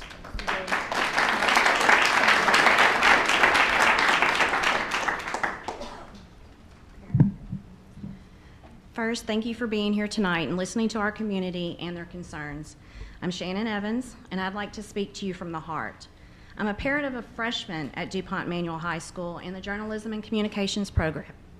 It scares me to think that JCPS would risk my daughter and other students' academic excellence by changing the admissions process for magnet schools to a lottery-based process. Many Manual students and families are dumbfounded as to why anyone would spend one moment discussing changing a process that has been proven to be a successful one. Parents and students that make the choice to apply to Manual do so knowing that if their child is accepted, the next 4 years will be tough academically. Manual students are held to the highest academic standards and are expected to perform not only in the classroom, but in their community. When walking through the halls of Manual, it's inspiring. Our students are a bright beacon of hope for our nation's future. These students care about each other, their teachers, and most important, their academic excellence. They have worked hard from elementary school to middle school to high school. Each of them want to compete with each other. They want to compete with each other because each of them want to be the best. These students, they care about each other, their teachers, and the diversity of our students is truly a beautiful thing to see. JCPS should take what Manual has perfected in the areas of academic excellence, national merit, and diversity, and begin mirroring into schools across this county.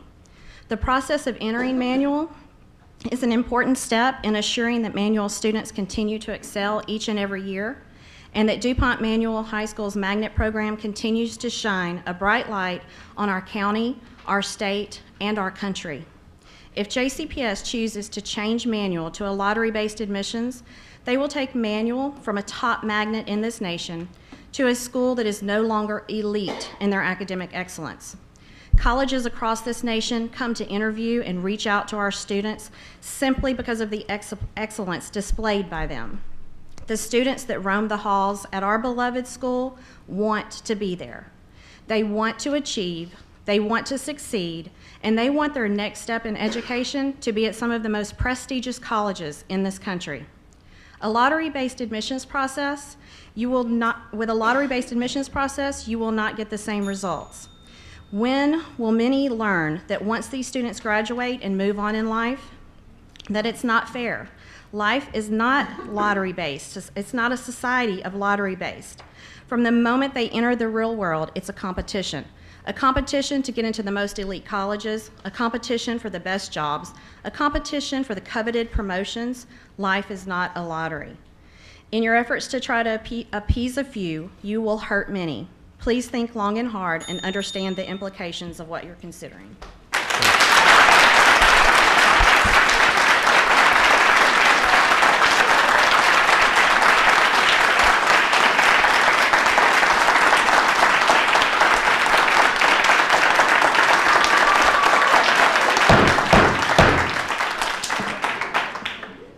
Thank you. We're going to now move to Maria Sarolis of the Manual PTSA. Ms. Sarolis, thank you, and also thanks to Ms. Pinky Jackson for helping sort out who would be the speakers tonight. Thank you.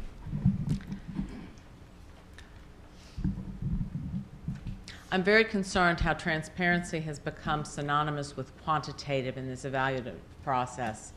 I think a magnet a lottery system could possibly work if our criteria remained the same, but the standards set forth in the summary that was presented in the PowerPoint is simply unacceptable.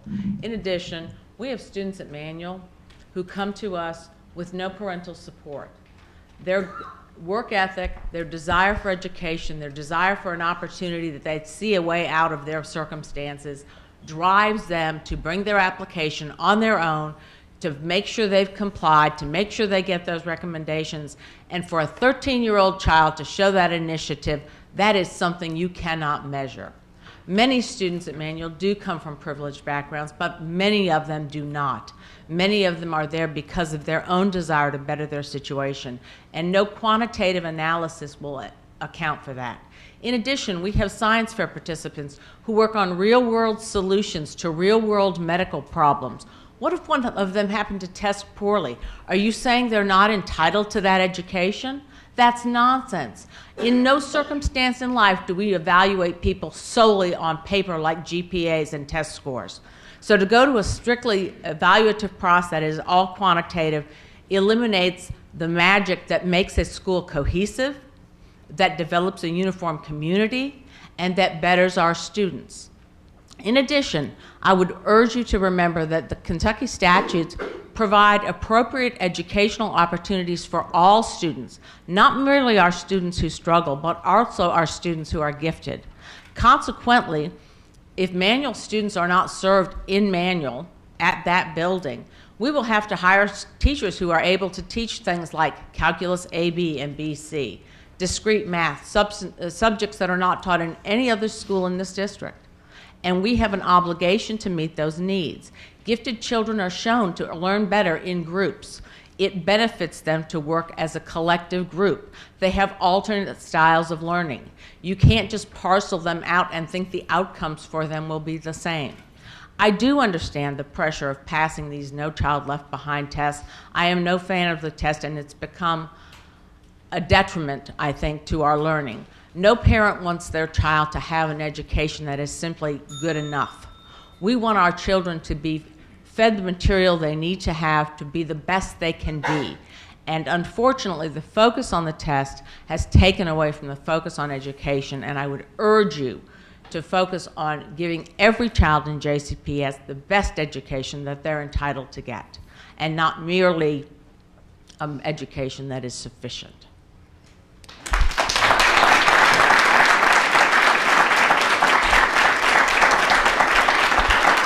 All right.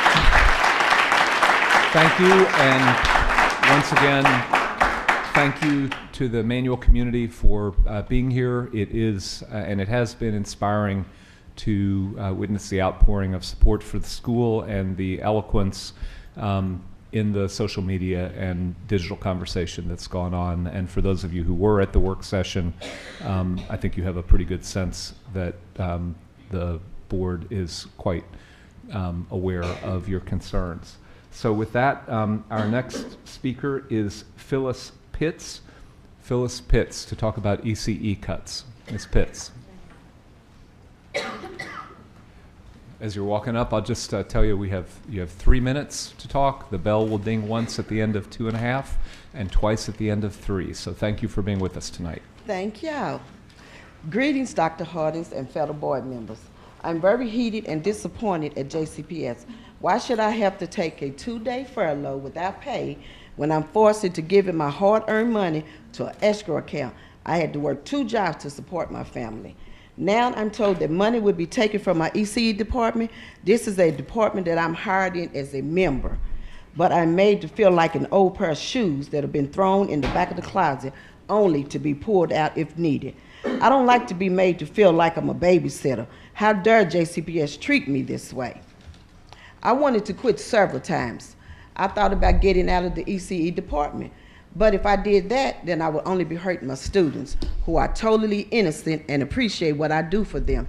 I don't understand how a decision can be made by a group of people who has not seen or know what I do daily for my students. Tube feeding, changing diapers, a pat on the back, a high five, or a good job. When do my opinion count or mean anything when it comes to making decisions about my students? Still, I ask, am I not important?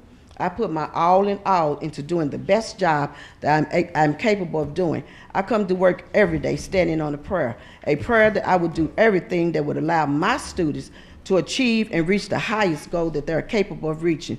Then there are people like Dr. Hardings that make my job a struggle and seem unimportant. This is an example of being unaccepted. When I work just as hard as you do, if not harder. My students need us each and every day, just as much as we need them. ECE numbers are not declining. As a matter of fact, they're increasing. Regular education teachers are going to have begin taking classes on how to differentiate instructions for LD students and how to deal with EBD students in the classroom. If not, I believe it would be an injustice to the students, teachers, parents, and the community. We say we will provide a free, appropriate public education, and taking away from their program is not providing that. My sign says, I help children to learn and read and write every day. Why can't we all just come together as one and work in unity without one being singled out over the other? So Dr. Hardings and fellow board members, I charge you to walk in my shoes for a day, because I'm strong, I'm bright, and I got a light in me that I refuse to let burn out. And I thank you. Thank you.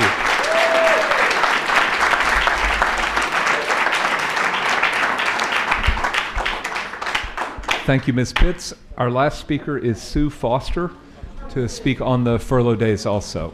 Ms. Foster, you'll have 3 minutes at the end of 2.5, 1 bell at the end of 3, 2. Thank you for being with us. Thank you.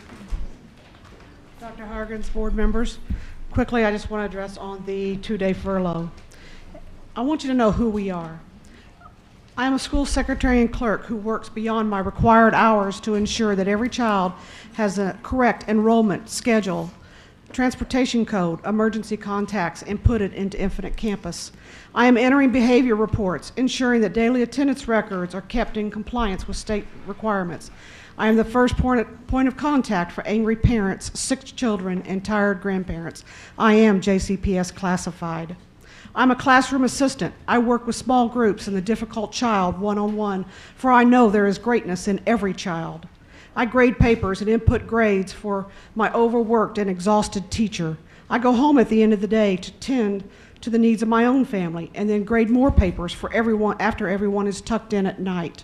I'm the plant operator or custodian who gets up from a Sunday dinner table with my family to go back to my location to ensure that another coat of wax has been put on the floors so that when opening day, open house, parent-teacher conference day, or a school board meeting looks presentable, because I am JCPS classified. I'm a 261-day clerical employee. I ensure student enrollments, lunch applications, transportation needs, ordering and receiving, parent concerns, work orders, etc. are being maintained in a timely manner. I place subs, and I'm often at my home computer during the wee hours of the night and mornings worrying about the school day for our teachers, students, and administrators, because I am JCPS classified. I'm an LOA, lunchroom assistant, security guard, who cares for our children each day. I comfort them when they are sick. I feed them meals every day. I keep them safe and out of harm's way. But I'm also a single parent who has to worry about the needs of my own children. I'm a tired grandparent raising my grandchildren. I have medical issues that need to be addressed and are costly. I work a part-time job to supplement my income. So what does the loss of 1 day mean to a JCPS classified employee? For some, it's a already tightly budgeted week of groceries. For some, it's a tire on a worn car. For some, it's 2 pairs of shoes for their children. For some, it's a co-payment for my husband's medical expenses. For my children, it might be a little league fee for the summer. But I am a JCPS classified employee. I am college and I am career-readied employee. I am a blue-collar worker who must support myself and my family. Sometimes I work 2 jobs. I need every penny to make and provide for my own family. Does the loss of a leap year day affect me? No, I didn't have it this year or last year for it to affect me. But the loss of the 261 day, that does affect me. If I make $32,000 a year, I've just lost a week of groceries. Okay. Thank you. Okay. Thank you, Ms. Foster. That concludes the non-agenda item speakers. There is no need for an executive session tonight, so I would entertain a motion to adjourn. Mr. Hadaway moves, Ms. Porter seconds. All in favor? Aye. Thank you, and thank you everyone for being here tonight.